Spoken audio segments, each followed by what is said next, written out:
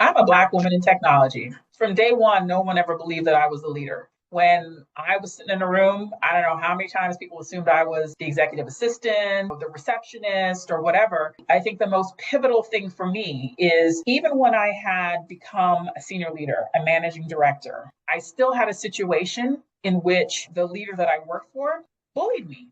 And I look back now and it was pivotal to me because I'm sitting here thinking to myself, I just said, I'm not going to sit for this. I'm not going to stand for this. And I went to my leaders and I said, hey, look, this is what's happening, right? Here's how I've tried to manage the process, but it's getting worse and it's going to start having an impact on our people and things like that. I just need some help. Tell me how we navigate this. And that was, navigated. But in the navigation of it, it once again opened my eyes. I was ready for the race. Even when I was in college in my engineering classes, if there were 3 women in the room, it was a lot. If there was another Black woman in the room, it would have been amazing, but it never happened. And even from an immigrant standpoint, very few of us in the room, going to an engineering college at that time. I was ready to come into corporate America and know that these things would happen. It didn't bother me when people thought I was the receptionist because I was just like, okay, well, you're just underestimating me. And I never once said who I was and never once corrected somebody when they assumed that. But my team corrected them. No, no, no. She's the leader. Number one, I wanted from a relationship perspective to make sure that